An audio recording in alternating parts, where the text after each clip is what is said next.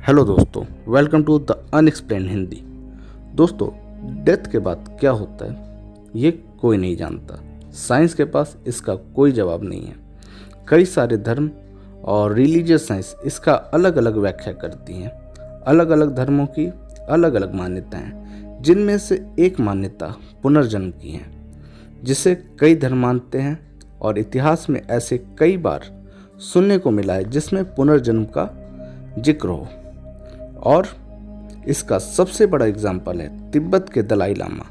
तिब्बत के दलाई लामा का सिलेक्शन पुनर्जन्म के आधार पर ही होता है, जिसमें मौजूदा दलाई लामा अपने अगले जन्म और होने वाले दलाई लामा के बारे में अपने मृत्यु से पहले ही बता देते हैं। इसके अलावा भारत में भी कई घटनाएं हुई हैं जो पुनर्जन्म को पूरी तरह से साबित करती हैं। लेकिन आज मैं जिस घटना के बारे में बताने जा रहा हूँ वो भारत और तिब्बत इन सभ्यताओं से काफ़ी दूर की है, जो यूएसए में घटी है।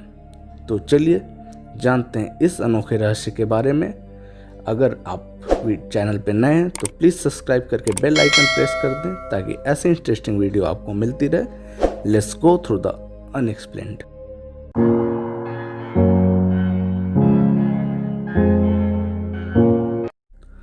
दोस्तों, बात 1958 की है। पोलाक फैमिली में घटे ट्रेजिडी को 17 महीने बीत चुके थे, जिसमें दो बहनें, जैकलिन जो कि 6 साल की थी और जोआना जो 11 साल की थी, उनका रोड एक्सीडेंट में डेथ हो गया जब वो रोड में एक साथ जा रही थी।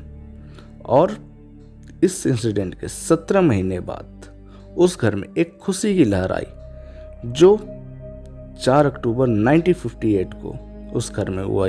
तब दो जुड़वा बहनें का जन्म होता है। उनके पिता को उनके जन्म लेते ही एक नज़र में ये बात समझ में आ जाता है कि ये दोनों उनकी मरी हुई बड़ी बहनें हैं जो दोबारा जन्म ली हैं, क्योंकि वो रंग रूप में बिल्कुल ही अपनी बड़ी बहन की तरह लग रही थी, जिनका डेथ रोड एक्सीडेंट में हो गया था। धीरे धीरे दोनों ट्विंस बात करने लायक हो जाती हैं। तभी से अजीब चीज़ों का सिलसिला स्टार्ट हो जाता है, क्योंकि पहली चीज़ जो मांगती हैं वो खिलौना था, जिससे उससे पहले उन्होंने देखा ही नहीं था। और इस बारे में उन्हें पता भी नहीं होना चाहिए था, क्योंकि उनकी बड़ी बहनों के डेथ के बाद उन खिलौनों को भी ख़त्म कर दिया था, जिस खिलौनों से वो दोनों बहनें खेला करती थी।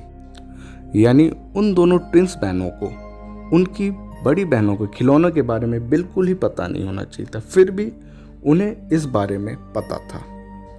और हद तो तब होती है जब वो बड़ी होती हैं, क्योंकि उन्हें हर उस जगह के बारे में पता था जहां वो कभी नहीं गई थी, लेकिन उनकी बड़ी बहनें जाया करती थी। जैसे वो प्लेग्राउंड जहां वो बहनें खेला करती थीं।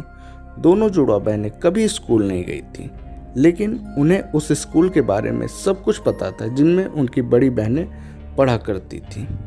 और भी काफ़ी सारी ऐसी चीज़ें, ऐसी जगह थी जिनके बारे में उन्हें पता नहीं होना चाहिए था, लेकिन वो सब जानती थी।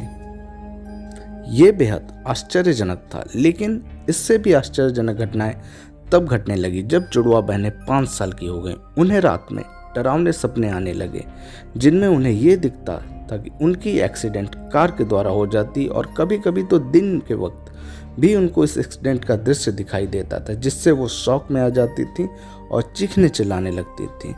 उन लड़कियों के पिता को, जिनका नाम फ्लोरेंस पोलाक था, उन्हें भी आश्चर्य होता है कि उन दोनों बहनों को अपनी मरी हुई बहन के लास्ट मोमेंट के सपने कैसे आते हैं, और वो भी इतनी डिटेल में कि किसकी आंख से ब्लड निकल रहा था और किसकी टांगें टूट गई।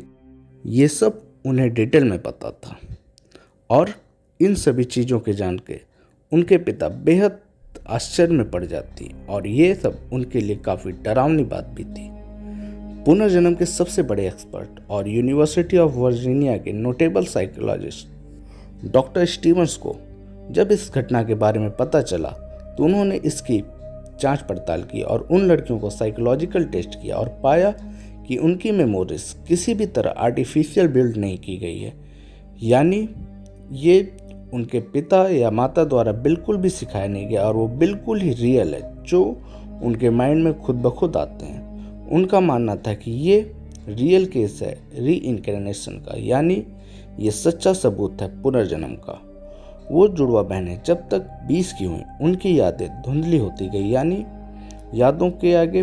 नई यादों के आगे पुरानी यादें पीछे छूटती जा रही थी। उन्हें बस हल्का फुल्का याद था कि कोई बच्ची प्लेग्राउंड में खेल रही है, और समय के साथ उनके पुनर्जन्म की यादें बिल्कुल ही मिटती गई। दोस्तों, उन बहनों का नाम गैलियन और जेनिफर था, लेकिन उनकी कहानी से ये तो पता चलता है कि शायद पुनर्जन्म होता है, क्योंकि हम इस बात से आज भी अनजान है कि हमारे डेथ के बाद क्या होता है, हमारी कॉन्शियसनेस, हमारी सोच कहाँ जाती है। शायद एक दिन वैज्ञानिक इस रहस्य को सुलझा ले, लेकिन तब तक ये है अनसॉल्व और अनएक्सप्लेन। दोस्तों, अगर वीडियो अच्छा लगा हो तो लाइक और शेयर करें, और आप मुझे इंस्टाग्राम, ट्विटर और फेसबुक पे भी फॉलो कर सकते हैं, लिंक डिस्क्रिप्शन में। दोस्तों, आज के लिए बस इतना ही, मिलते हैं नेक्स्ट वीडियो में।